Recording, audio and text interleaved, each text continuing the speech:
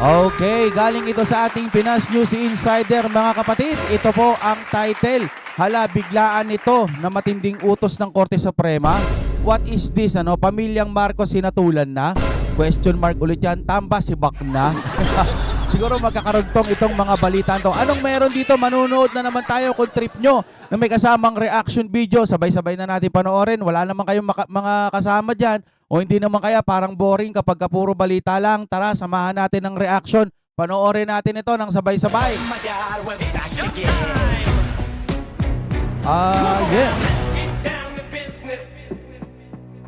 Okay, ang reaction na to ay hatid sa inyo ng Fiber ni Juan. Nandiyan po sa baba. Kung trip nyo po, nako, magpalit na kayo ng internet kapag mabagal ang internet nyo. Dahil dyan, mga kapatid, mura na at ang bilis-bilis pa. Simulan na po natin. Anong meron dito? Nood na tayo. Ito ang mainit na balita na dapat malaman at mapanood ng taong bayan at Okay. pinag-uusapan ngayon sa mundo ng social media na tila ayaw ipalabas ng bayarang media. Oh. Tila totoong araw ang kasabihang sadyang hindi natutulog ang karma. Ito'y matapos ang kinasasangkutang kontrobersiya at skandalo ni Marcos Jr. Pamilyang Parang pinapaalala lang to eh. Tingin ko mayroon pang ibang news to. Marcos sila muli raw kinarma. Korte Suprema kinumpirma na at opisyal nang binabawi ang Malacanang of the North. Oh. Pero bago natin simula ng balitang politika ngayon sa Pilipinas, kung ikaw ay bago pa lamang Parang napanood na rin natin to, no, mga kapatid. Pero ang ugali kasi ng nire-reaction ng video natin, ibig ko sabihin ugali ay yung style ng balita nila.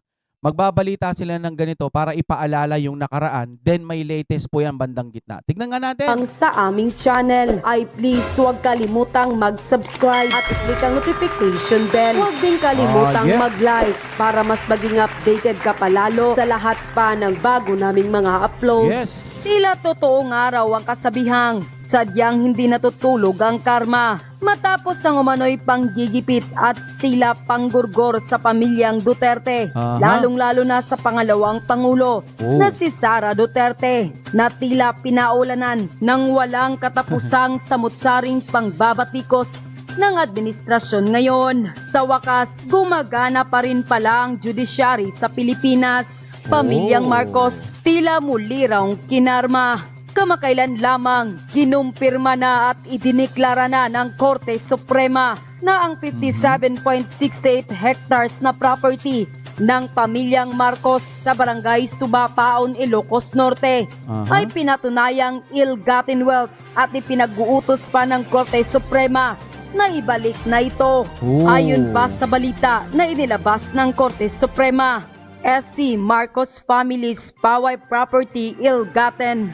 The Supreme Court EC has ruled that a 57.68 hectare property in Barangay Suba, Pao, Ilocos Norte, owned by the Marcoses, constitutes ill-gotten wealth in a decision penned by Associate Justice Marvic Leonen, the ECN Bank Rule. Ngayon ang tanong, 'di ba, matagal na rin itong balita na 'to, no? Parang ilang buwan na rin atang inilabas 'to. Ngayon ba nabawi na, no?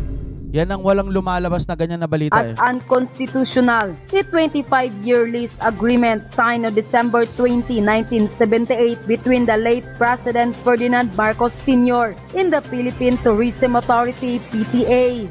The Paway property, which was leased at a low rate of just 1 peso per year, was intended for the development of the Power Lake area. But the High Court noted in its 1970. verdict that there was no evidence to support Marcos Sr.'s ownership of the land at the time the lease was Aha. executed. The AC also stated that Paway Lake and its surroundings are part of National Park, categorizing the National land Park, as okay. public property that cannot be privately appropriated.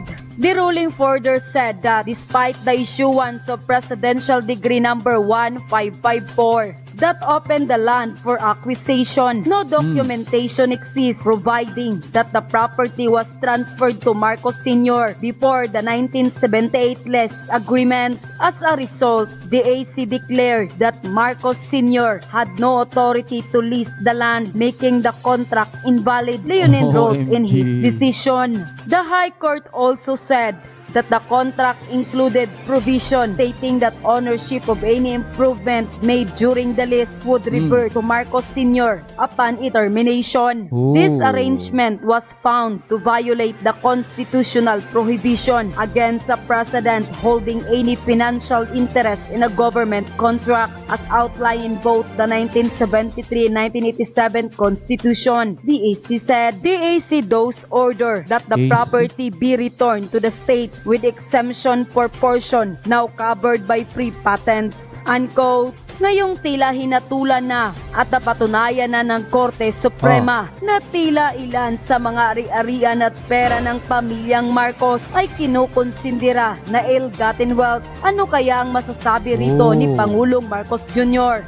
Wala tayong nakikitang lumalabas na ganito. Where na kaya siya sa pinag-utos at desisyon ngayon ng Korte Suprema? At ayon pa sa social media post ng well-known political commentator na si Crisette Laureta Chu, at Ayun. least gumagana pa ang judiciary dahil wala nang silbi ang legislative. Praying for the justice who ruled in this case, but since maliit lang ang 58 hectares sa mga Marcoses, focus na lang tayo na according to the SC, ang mga ari-arian at pera ng mga Marcoses ay considered ill-gotten. Oh, so ibig sabihin kung mabawi man yung Malacanang in the north-north na yan, parang hindi kabawasan sa mga Marcos, dahil mayayaman naman tong mga to, Kung totoo ang balitang ito, kasi ang tagal na rin nating nasusubaybayan itong balitang ito, nilabas ulit ng ating Pinas News Insider, pero walang update or hindi ipinapakita ng mga media. Kaya iniisip nila parang wala lang tong balitang ito. Kaya dapat ito ma-update din tayo dito sa mga ill-gotten wealth na yan, Okay, kayo mga kapatid, comment kayo dyan, gaano ito katotoo, Tignan natin, alam ko may balita pa dito. Sandro Eto at na, Martin, eto matindi ito. Nag-aaway na. Papalitan na si Martino. Yan ang mga ulo ng ating balita. Yun naman pala sabi na nga Sabi na nga may update to mga kapatid Bukod doon sa ill-gotten wealth, ito talaga yung pinakapasabog. Ito yung pinakalaman ng balita, okay. Sige, panoorin natin ang sabay-sabay. Eto, pag-usapan muna natin yung mga bumabanat sa mga Duterte. Ngayon, takot. Ayaw na. Hindi na pabor sa impeachment. Ayaw na nila kasi nga baka daw hindi na maasikaso dahil mag-e-election na nga naman, di ba? Malay mo next year o sa susunod pa na year. Malalaman natin yan, Pag-usapan muna natin yan. Bago natin pag-usapan mamaya yung awayan. Meron po kasi akong nadinig Awayan. from a reliable person. Oh. At ang sinabi niya, legit, nag-aaway na si Sandro Marcos at si Martin Rivera. Ay, Si Martin Rivera pala kasama ha? Tuloy tayo. si Tambaluslos. Ay, si Speaker Martin. Yes, is Okay, sige, diretso po tayo. We don't have to be in a hurry. Okay? We can investigate more to be able to be more sure.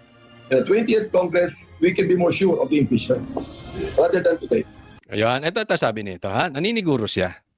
Okay? Kasi yung ngayon, yung 19th Congress. Okay. Okay? Sabi niya, hindi tayo sure sa impeachment ngayon. Posible sa 20th Congress. Ibig sabihin, after the election, magpapalit ang Congress, magiging 20th Congress. Okay? Kaya lang, ang sabi ng iba na mga nagtutulak ng impeachment, etong mga makakaliwa, itong mga NPA, itong mga dilaw, at kung sino-sino pa na mga adik, yan lang naman ang galit sa mga Duterte, mga adik at mga rebelde. Siyempre, yung mga dilaw. Kasi ganito nga, di ba? Sabi nga hula natin lagi dito, ang Duterte kasi gusto lang niyang durugin yung mga durugista, mga magnanakaw, mga kahit ano-ano mga masasama dito sa Pilipinas. Ngayon kung ayaw mo sa Duterte, bakit?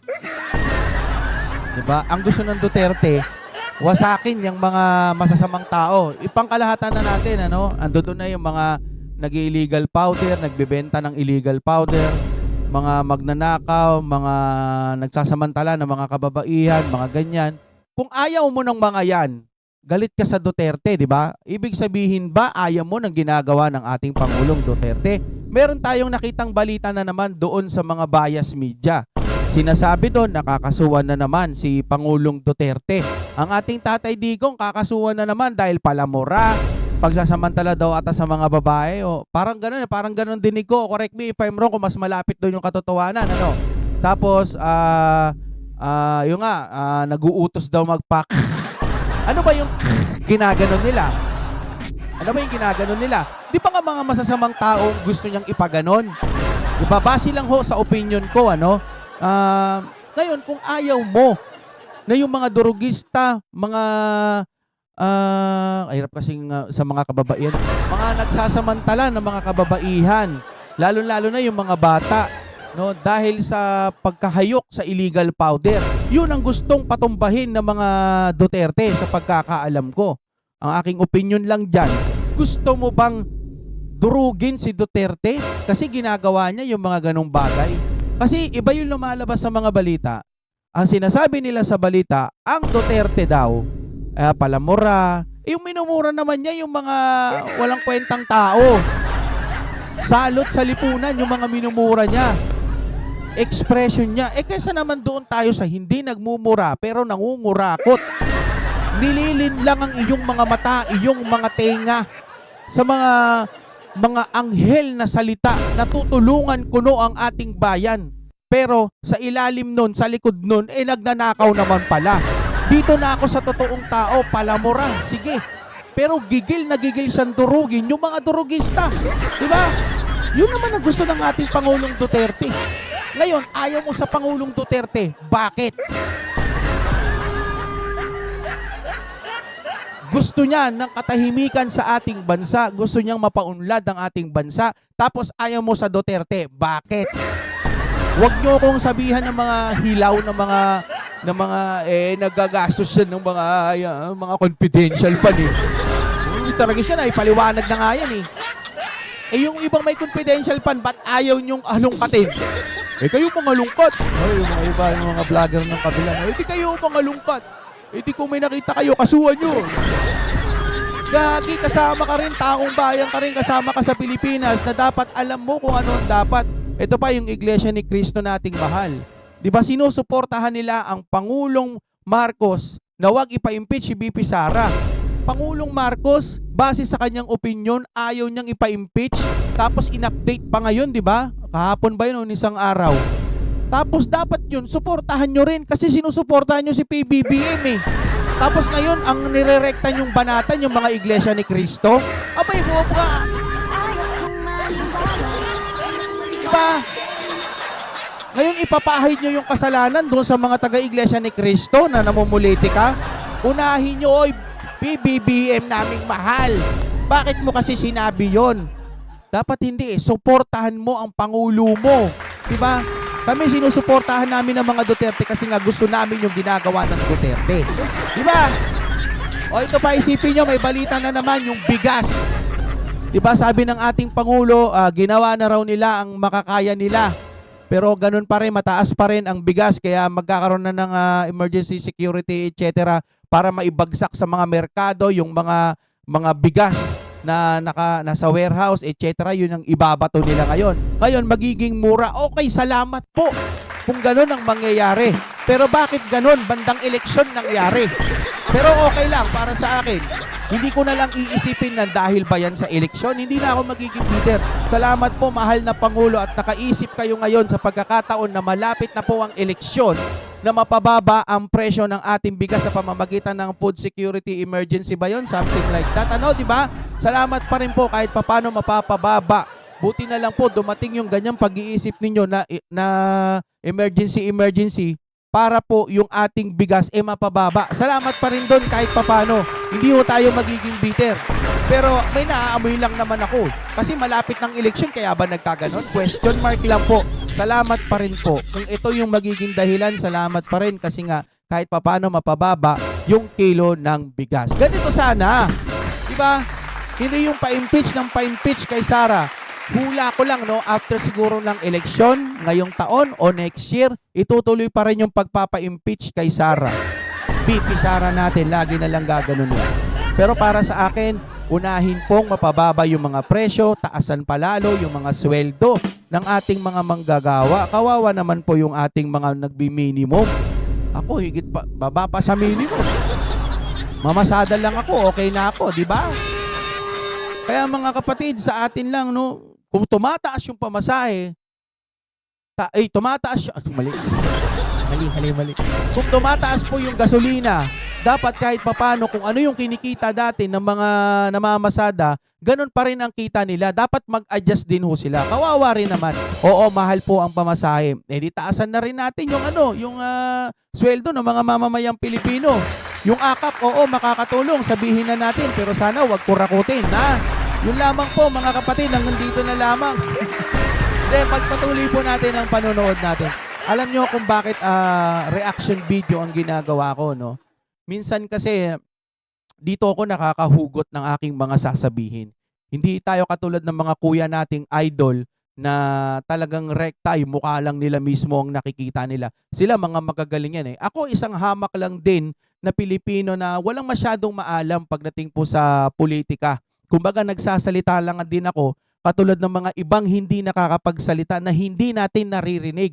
Ako kasi noon kapag nanonood ako ng balita nung hindi pa ako marunong mag-reaction video, nakatingin lang ako. Pero react ako ng react.